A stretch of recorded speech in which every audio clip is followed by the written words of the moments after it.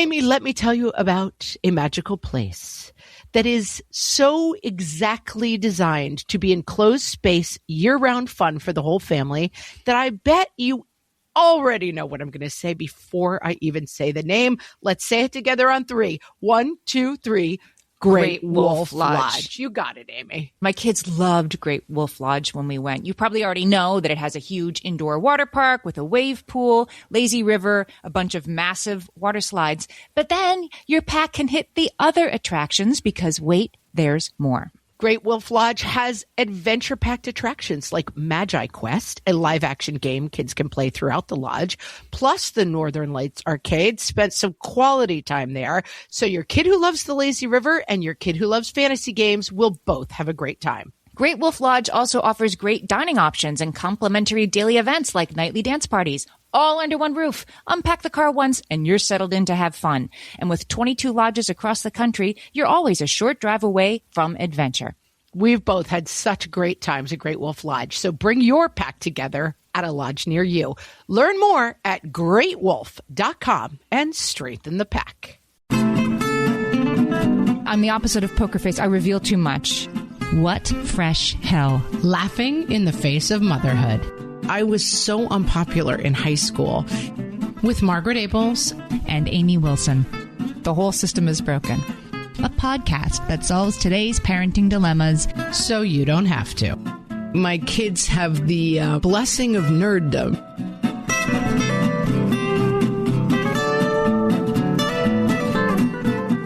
Hello, everyone, and welcome to What Fresh Hell, Laughing in the Face of Motherhood. This is Margaret. And this is Amy, and today we're talking about your and our best advice for dealing with teenagers.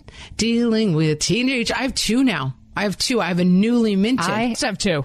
That's right. You're out the other side. I have one that's so old. Right, exactly. Hard as that might be to believe, they do eventually get spit out of that water slide into young adulthood. Yeah, so we'll talk about that some other time. I feel like that's the good news, really. And it's pretty good, I gotta say, so far. Life with a 20-something. Yeah. I like that. So you've survived a full teenagedom. Yes. Now I have a 15-year-old and an 18-year-old and then one older. And how about you? How old are your teenagers? Well, I still have an 11-year-old and then I have 13 and 14. So we're just creeping into 13, 14, 15, 18. This is good because we got 13, 18. We got early We got everybody. And wouldn't you agree that 13 and 18 really deserve separate episodes? They're not the same thing. They sound alike, but we'll try to cover the waterfront today. And one of the things I think that's real, I was just talking to someone about this the other day, that like the range of experiences are really different too. Like I know 13-year-olds who are dealing with what I would call like real teenage stuff, you know, like parties and drugs and drinking and like all the big ticket items. I don't know, immature, sheltered, whatever. Like my teens are young teens. Like they are still like, their idea of a great Friday night is like getting McDonald's and being allowed to play video games. And so I think there's a huge range of teenage experiences. Yes. So.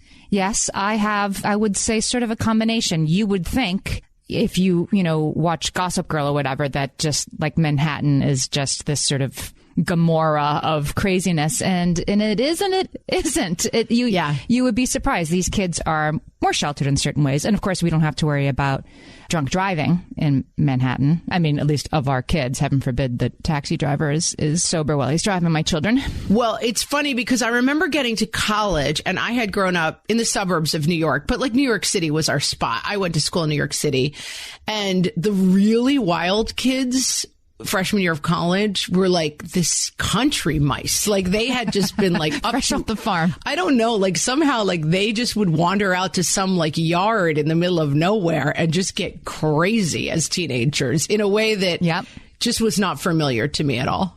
Let me pull something from my spouse's own past. When in his teenage years, he liked to go what they called back the sack, which was a field. And we grew up in the same town. I was not. You weren't invited to Back the Sack. No, I was not. I was going to debate tournaments, no lie. And he was going Back the Sack, which was just a field with a bonfire and, a couple cases of beverages. Yeah, that's right. We definitely have like the woods in our town, and like there's definitely a shed somewhere that stuff is going on. And I would say that my kids have the blessing of nerddom in that they are not too challenged. I mean, I always say that because I was so unpopular in high school. You really have to be popular to struggle with a lot of the struggle issues, which are like, right. People don't offer you drugs when you're like a super nerd in high school. Like, true. It just didn't come up a lot for me because I never got invited to any parties. And in a lot of ways, I'm very grateful for that. And I'm trying to replicate that for my own kids. And it's not even that I'm trying that hard. They're doing fine at being nerds themselves. But it's definitely, I think it can be easier when you have kids who are not living in the fast lane. Yes, it can. And if you're listening right now with like your baby on your hip thinking like, la, la, la, la, I don't want to know any of this stuff, it's going to be okay. We're walking you through some good advice today. And I want to segue to the first one because I feel like it's relevant. Darren says her best advice for dealing with teenagers is to keep your face in check. This is great. In our notes, I flagged this for you because I know that you've had some facial problems with your children. I'm the opposite of poker face. I reveal too much. Yeah, like I reveal what I'm thinking. Yes. So, but I have learned this. Darren says, whether your kids just told you something ordinary or they told you something outrageous or they told you something outrageous about a kid who you've known since they were 3, like whatever it is, your face and your voice need to stay calm. Darren says big reactions will shut down conversations and keep your kids from coming back. I'm practicing this right now. Agree, but I'm terrible at this. I mean, I really am. And I want my kids to be able to tell me anything, but I do tend to go insane when they tell me things, which is counterintuitive. But I think that my husband is better. I think if you have a spouse in the home and you can tag team this, like it's different skills for different. I mean, I think that my kids are afraid of me, which has its upsides, and then not afraid of their dad, which has upsides too. I mean, that's way too simplistic, but I think that like if they wanted to talk about something, they would go to I think we have, as I've often said on the podcast, a gender stereotype reverse marriage. And yeah, they are more comfortable talking to their dad, but they know that the hammer will come all the way down if they step out of line with me. If you are sort of we talk about being the askable parent, right? Which means in terms of like, yeah, like I'm here if you have any questions. This is a little bit different, I think. Like I'm learning that this is a way in. My kids will come home and tell me about big things that are happening to sometimes their friends, sometimes just kids they know. Like so-and-so almost got kicked out of school because they did this. So-and-so had to be taken from, a party in an ambulance to the hospital and they're going to be okay. And these are also the times when you have to keep your face like very still and then use that as the way in because you will be surprised. Like, oh, I didn't think I would be talking about this with my freshmen, but I guess we are now. And you have to just use those opportunities to be like, okay, so let's talk about what would happen if this were you. What would I want you to do? Because otherwise, you don't want to wait until it's happening to your kid, obviously, but you also don't want to be like, what? Well, that would never happen in our house. Like, yeah, like it could happen. Like no judgment towards the kids who are having struggles. Anything could happen. And that, I think 2 points. One, I did a show a long time ago, comedy show, and I used to have a bit about how my parents and I communicated when I was a teenager. And it was that they would be like, they would try to find out kind of what was going on by being like, this was their question. What percentage of the kids in your class are smokers? I mean, I feel like now they vape, Oh, yeah, you've told me this. So this is a good one. Yeah. Vaping, right. Insert vaping. But back in our day, it was smoking. And that basically my answer would clue them into my interest level in doing that activity. So I would be like, having a beer at a party, I would say like 70% of kids are doing that, meaning like I'm also kind of thinking about doing it and or participating. You're 70% okay with doing it, yeah. But if they're like, how many kids in your class are doing IV drugs? I'd be like, oh, like 2%, like almost nobody. They would be like, okay, that's way out of bounds. And it was like this funny communication system that we had that was a little bit off the subject, but it allowed us to talk about things in a way that helped them gauge a little bit where I was with stuff. I love that. Yeah, it was useful. It was real useful. Missy, this is another one that I know to be true and I can't always do it. Missy says, when you're in the car with your teenagers and their friends, keep your ears open and your mouth shut. You learn a lot. Such good advice when I'm driving my teenagers and their friends around. I'm so fond of these kids, particularly if they're kids you've known since, like we were saying before, since they were 3.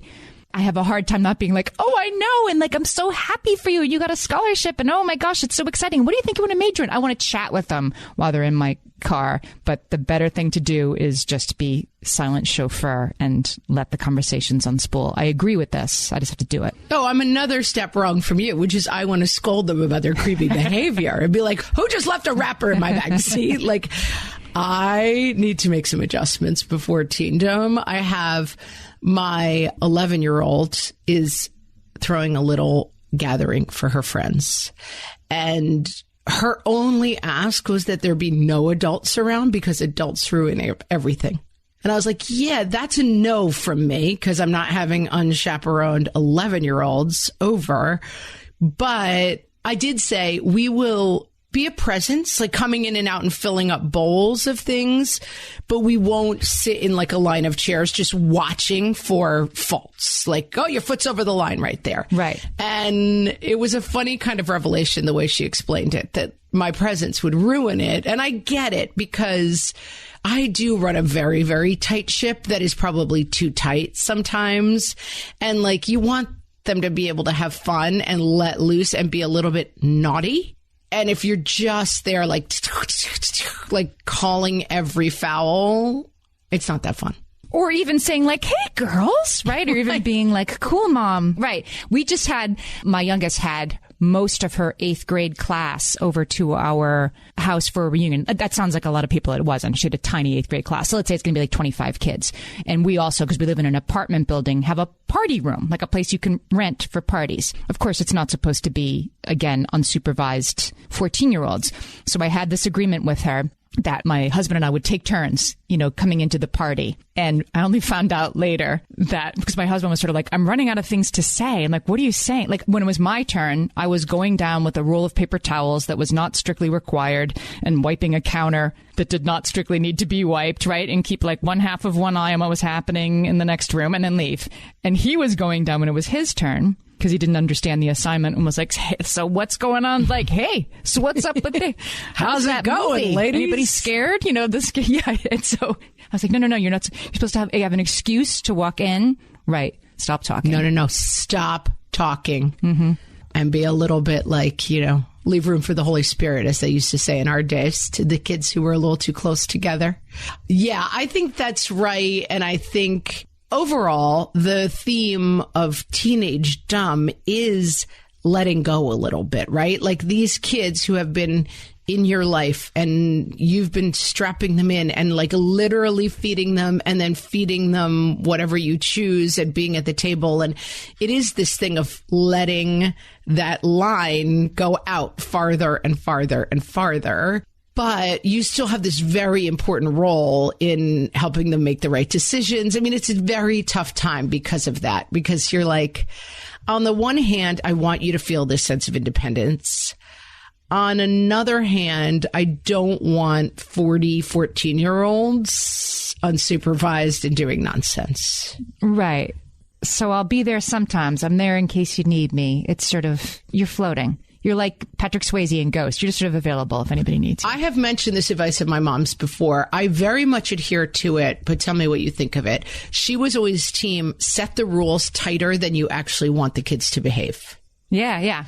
I think it can be right. And then sometimes I think it can go wrong in that I definitely know kids who were raised in, I will say usually strict religious households with like very, very strident rules who kind of busted out Hulk-like from those rules and went crazy. Like, I don't think you want to be like, you may never use a curse word until you're 25. Like, you have to keep it tight, but not suffocating. And then understand that like, okay, they're going to go outside of what you want a little bit.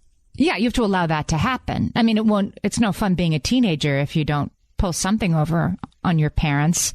But if that pulling something over, that's why you keep it tight, right? Like I actually don't care if they stay out until 11:30 instead of 11.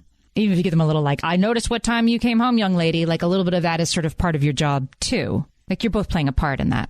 Yeah. And I think especially much more so for our generation, I think it is harder for our generation and the generations below us for whom maybe this isn't true because maybe parents in the 60s felt this too, but like being cool and like hip and like not square was very important, that it can be hard to find yourself in the role of like, young man, you will not use that language in this house. Like, wait a minute, how did I feel like I was sneaking beer into the party 2 days ago. Like, how am I suddenly the person who's like, that will not stand in my house?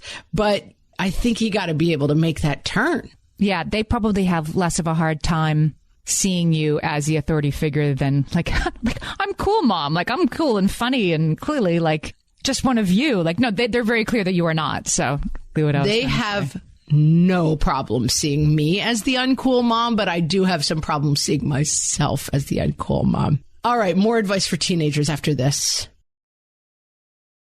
Hellions, it's time for some spring cleaning, and I don't just mean the coat closets. Doing your financial spring cleaning can actually be super easy when you let Monarch do your financial spring cleaning for you. One dashboard that gets your entire financial life organized. No more clutter, no more mess, no more logins scattered everywhere, just accounts, investments, property, and more, all in one place. Get your first year of Monarch for half off, just $50 with promo code FRESH. Monarch allows you to look not only at what you've already spent, but also to plan for the future. With Monarch, you can set savings goals, plan for big purchases, and notice spending trends before they become a problem. I can generate cash flow reports that show me what we spent this quarter, this month, what we're probably going to spend next month, and feel prepared, organized, and knowing how to plan for the future. No more surprises and a lot more clarity. Try Monarch. Use code FRESH at monarch.com to get your first year half off at just $50. That's 50% off your first year at monarch.com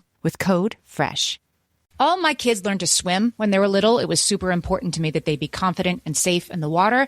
There was only one problem with that: taking them to swim lessons. I mean, the pools were freezing. There were always cranky adults doing laps right there. And it was definitely not, for any of us, what you would call fun. Amy, heard. But now there's Goldfish Swim School. Goldfish takes a really thoughtful approach to swim lessons, combining research-based teaching with a warm, kid-friendly environment that actually helps kids thrive in the water. Every detail at Goldfish is thoughtfully designed to create a golden experience, from shiver-free, warm indoor pools to comfy waiting areas for parents to professionally trained lifeguards on deck. Goldfish uses an approach called the science of swim play, which combines guided play with proven teaching techniques to help kids learn to swim, build water safety skills, and gain confidence, all at their own pace. Lessons are designed to meet kids exactly where they're at. If you've been thinking about swim lessons or just wondering where to start, this is a great opportunity. Right now, Goldfish Swim School is offering a waived membership plus your child's first lesson free at participating locations. Just visit goldfishswimschool.com/free to find a location near you and enroll using promo code FREE. That's goldfishswimschool.com/free, promo code FREE. My favorite skincare products actually feel more like self-care, like they're so nice to put on and they smell so good that I'm actually happy when I get to that part of my day. And I swear that is how I feel about Osea's anti-aging body balm. Amy, you are usually the lotions and potions queen on this podcast, but I have to say, hard agree. Osea's anti-aging body balm is a liquid silk body balm that combines the lasting hydration of a lotion with the firming power of a serum, leaving skin smoother and firmer. This body balm is clinically tested and designed to deliver visible results you can see and feel. So we've gotten to use this product for a couple of months now, and I swear I have really noticed firmer and smoother skin, like on the back of my hands. It's like getting a mini spa treatment from head to toe. Get a spring-worthy glow with clean, clinically tested skincare from Osea. And right now, we have a special discount just for our listeners. Get 10% off your first order site-wide with code FRESH at OseaMalibu.com. That's 10% off your first order with code FRESH at OSEAMalibu.com. I think this is good advice from Jennifer. Jennifer says that parents of teenagers should remember that it's better for them to fail in life when they still live at home and have us to help them through it. I need to learn this right now because I have somebody who's getting ready to leave for college, and there's so much paperwork and things you sign up for and placement tests and did you do your roommate form and all that kind of stuff. And it's a lot to keep track of. And I'm like, did you do this? And I'm trying to back off and tell myself, like, if you don't get the roommate request form in on time, like they will come looking for you. You will get an email, something's missing. Like you have to let them miss a deadline within reason. You see what I'm saying? Not like not send the check in or whatever, but something little ways they can not quite make the mark and then be like, oh, shoot, I guess I better pay closer attention next time. They need to do that while they're still living with you. 100% right. Also, I think that for the person listening with the kid on their hip, like this is a process that starts very young, like letting them fail and letting them make mistakes and figure out their own way. There was, recently the story in the news about this plane that crashed in the Amazon and these 4 little kids survived, and yes, because one of them had been taught survival skills. I heard. I didn't really. Yeah, I think so. But I think the oldest kid was like 12 or 13, like quite young. And one of the kids was a baby, and listen, you're not teaching your kids to survive that. That's not it. But I do think that sometimes we think like, oh, the process of independence starts at college, and it really doesn't. Like it starts with, I'm going to take my bike into town with my friends. And I recently had the experience where I was driving around and saw my kid and her friend in town doing something vaguely against the rules, very vaguely. It was small, but I came later that night at dinner. Okay. I was like, hey, I heard that you were blah, blah, blah, blah, blah in town. And I mean, saucer eyes, but I always like to play into the image of like, I'm everywhere. Like I will always fight. So you have all this independence, but if you get up to shenanigans, I'm going to find out and you're going to be in trouble. And that's going to mean something to you. They do have to learn this stuff. And the handing over and the giving them more responsibility, at least in my case, I'm talking about an 18-year-old, not a 13-year-old, older teenagers. It's been successful for me with each of my 2 older teenagers to be kind of honest about this. Like when it's like, you didn't hand this form in, you were supposed to. Well, I thought you were going to remind me. It's like, you're right. Up until now, it's always been mom just handles this stuff. Mom will remind you. We're moving into a new thing. So we're going to have to figure out a new way of doing things. So what do you think? And then put the plan on them. But, don't just immediately be indignant. Like, well, what's going to happen when you go to college? Like, they're right. You were, wiping their behinds. And at some point, you're stopping doing that. And they need visibility on that as older teenagers.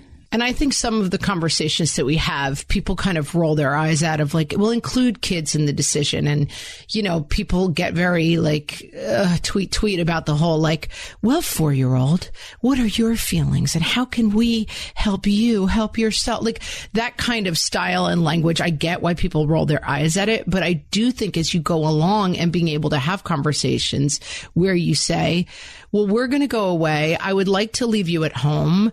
Here are the kind of choices that I expect. And the thing is, if you have people over unsupervised, then we can't do this again. It's a drag for you because you won't have any independence. And it's a drag for me because I really want to go away. So what does that look like? And what do those choices look like? And I do think that these are the conversations that build from the time they're quite young, is being able to say, here's what you want. Here's what I want. Where's the center of those two things? And how do we get there together versus respect my authority, never question, because you don't want them to just suddenly like throw everything you've ever said off and be like, I reject one piece of this and therefore I reject everything this person ever has to say.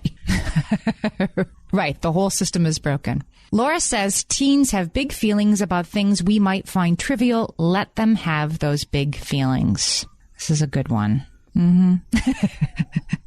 We should just call this episode Things That Are True But Also Very Hard for Us.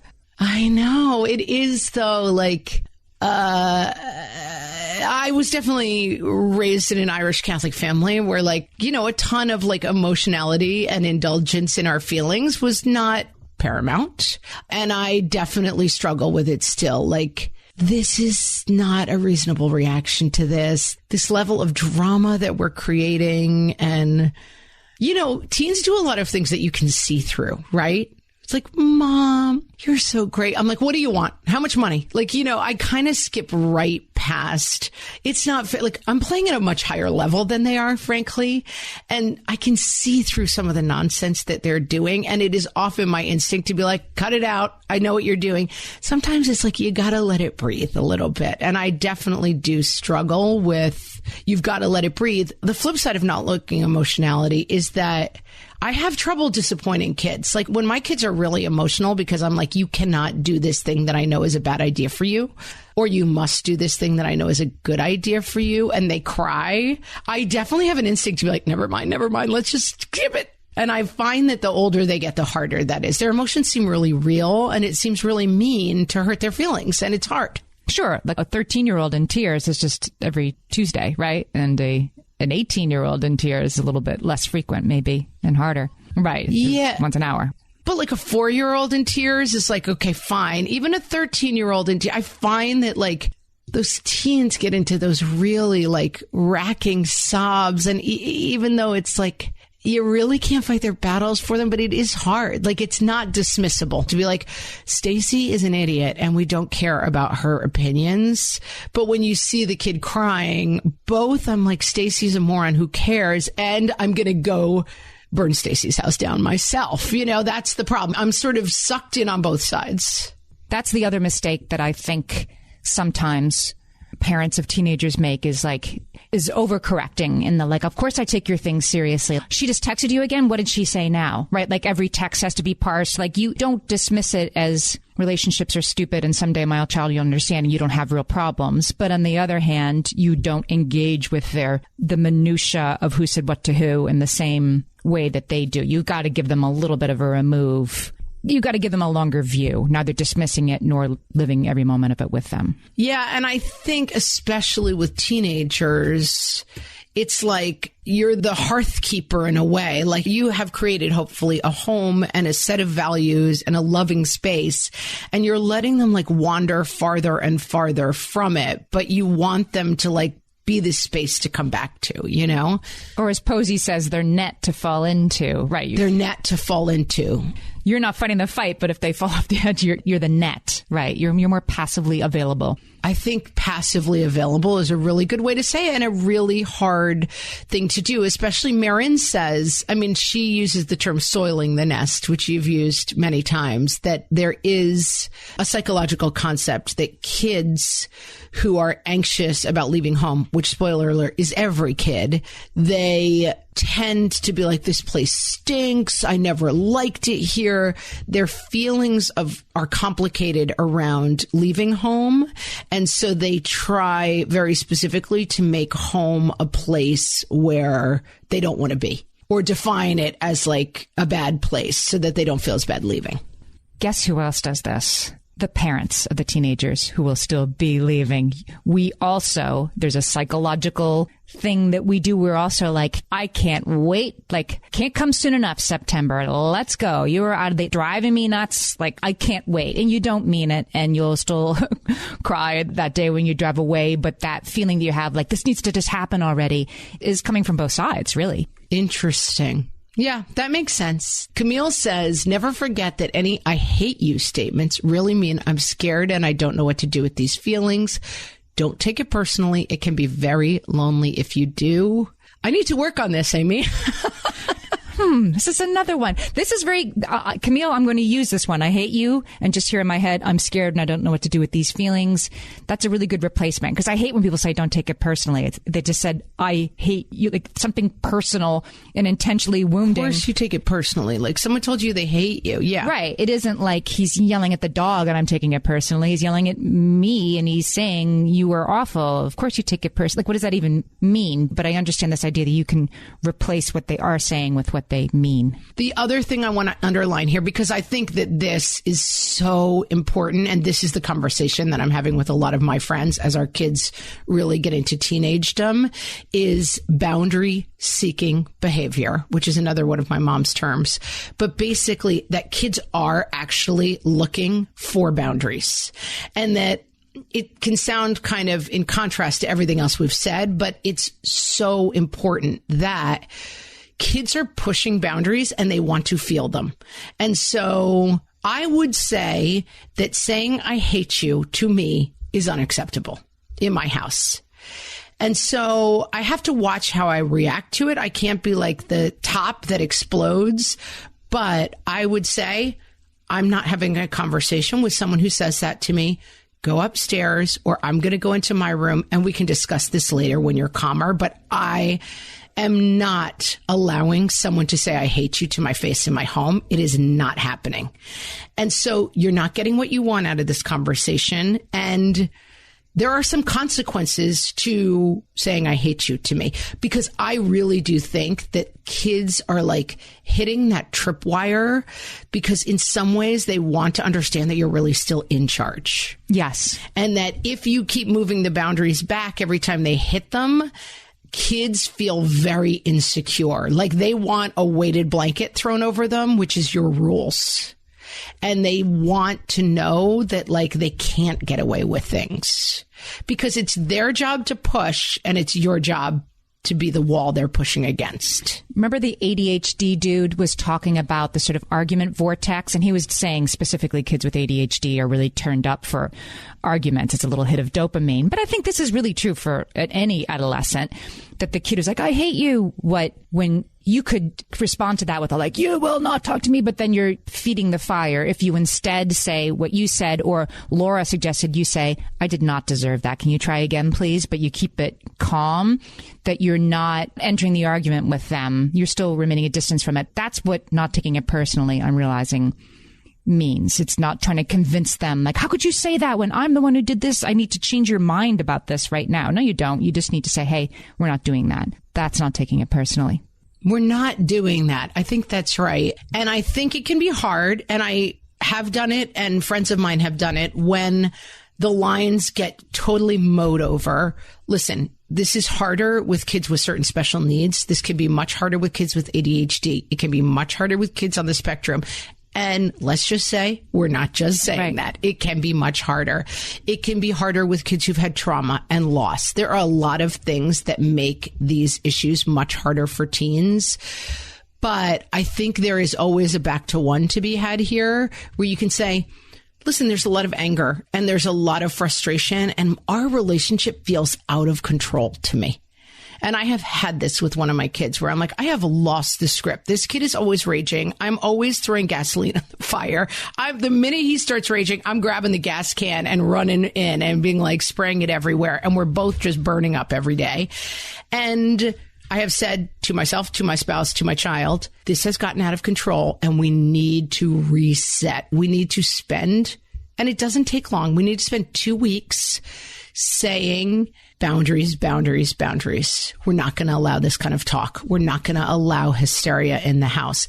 And here's the thing. When it stops working, it stops happening. And that is very encouraging. And it's an opportunity to get on the same side of the net with your kid. And the problem is, like, we seem to be fighting a lot, and there's a lot of stress, and this is a stressful time, but you're with them. And I have had success you can't do that with every problem, with every teenager, but overall I have had success with, like, this feels like we've gotten off path, and how do you suggest we do this? It works better than young man, understand one thing. I mean, when that stops working, try the same side of the net instead. Absolutely. I have one more thing to say about that. We'll be right back.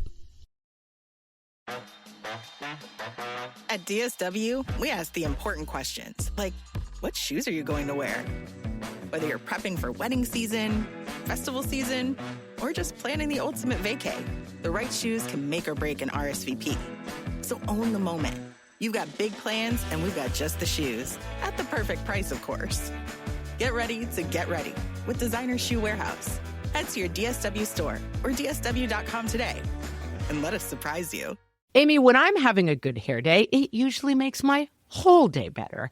And that's why on every day, I'm taking Nutrafol. Nutrafol is the #1 dermatologist-recommended hair growth supplement brand. And it's the #1 hair growth supplement brand personally used by dermatologists. Nutrafol's hair growth supplements are peer-reviewed, NSF certified for sport, and clinically tested. Nutrafol offers multiple formulas for men and women tailored to different life stages and lifestyle factors, so you get support that's actually right for you. Adding Nutrafol to your daily routine is easy. Order online, no prescription needed, with automated deliveries and free shipping to keep you on track. Let your hair be one less thing to worry about. See visibly thicker, stronger, faster-growing hair in 3 to 6 months with Nutrafol. For a limited time, Nutrafol is offering our listeners $10 off your first month subscription and free shipping when you visit Nutrafol.com and enter promo code LAUGHING.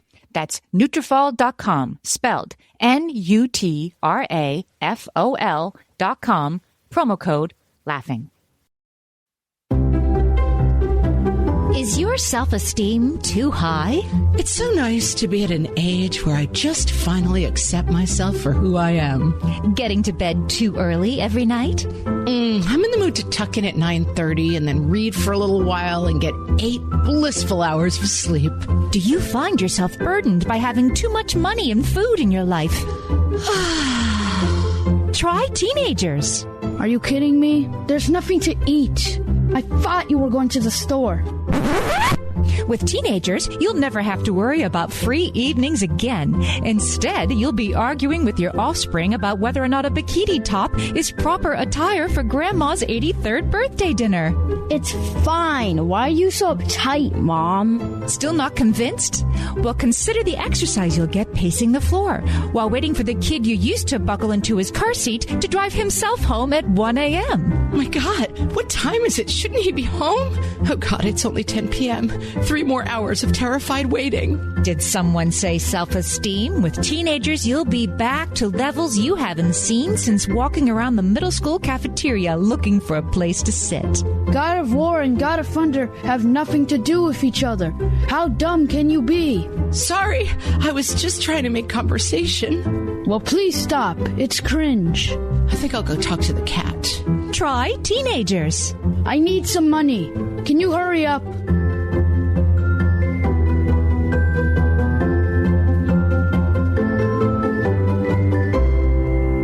Christine says, you might be surprised by the grief you feel as teenagers grow into themselves. Give yourself space to feel your feelings, but don't make it their problem. Oh, this is really right and true. And I think for some of my kids who, you know, especially when they're little, and I feel like we all think we're so smart, and I would have conversations like, you'll never be the teen who hates me, ha ha, with my like little cuddly 8-year-old. Spoiler alert, they are. And I think it's hard. Like, I do feel like we think we're going to be immune to some of these things, and like we're too cool and with it and hip to have kids who hate us. They're supposed to. It's developmentally appropriate. Skip this phase at your own peril for sure.